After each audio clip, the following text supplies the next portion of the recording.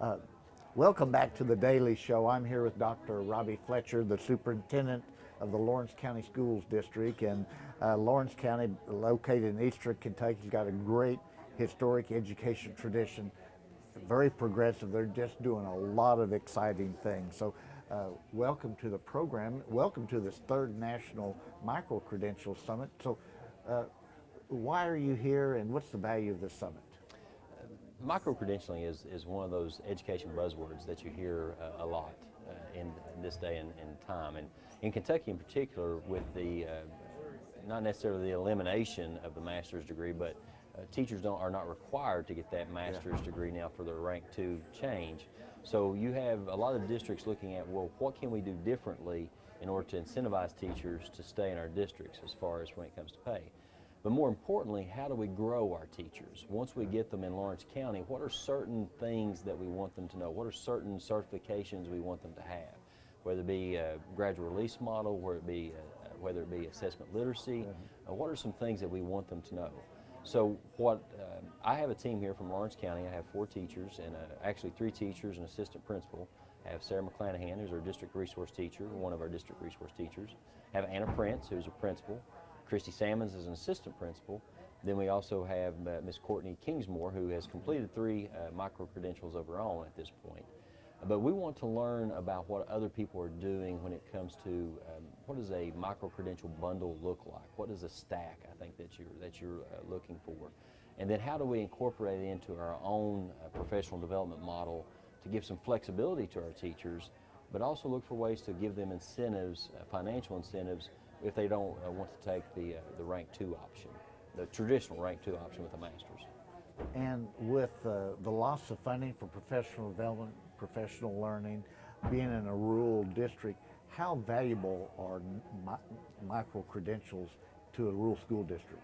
Well, I think that gives you other options. For example, a teacher now, again, we don't want to take any value away from having that master's degree. That's very valuable for a teacher to invest that much time and that much effort into the research and the work that goes with a master's degree. That's something that's going to follow them throughout their career. But on the other hand, you do have other avenues that may be more specific to that teacher, to that district that you may need. So if you look at micro-credentialing as a member of KVEC, we have a lot of opportunities to provide our teachers with different topics that may be specific to an elementary classroom. We have one teacher that's completed a micro-credentialing dealing with communication with parents. We have another one that has micro-credentialing with flexible seating and how that impacts the classroom. And they've done a great job of implementing those different ideas into their classrooms. It's cost less, so it allows teachers to, in some cases with the KVEC, a lot of those are free for us, but then also too, if they want to pay a small fee, then they can move forward with that micro-credential. We've also looked at how does that incorporate into our flexible PD plan. At Lawrence County, we've allowed teachers, instead of coming to a one-day sit in a seat and get 6 hours of PD, they can complete a micro-credential, and that work goes towards that 6 hours of their PD that they're required each year. We've also required every single teacher that's new to the district to complete a micro-credential on assessment literacy. We want teachers to know how to use formative assessments in order to gauge and to inform instruction. So when you come to Lawrence County, there's some things we expect you to know, and micro-credentialing gives you that great opportunity to make sure that teachers are getting that. So for us, it's a great opportunity to personalize learning for teachers, but also it's a more cost-effective method for teachers if there's something that's not free that they can get that micro-credential. And then we hope to add that pay scale change of you put this work into it, you've invested, we want to make sure that you're compensated.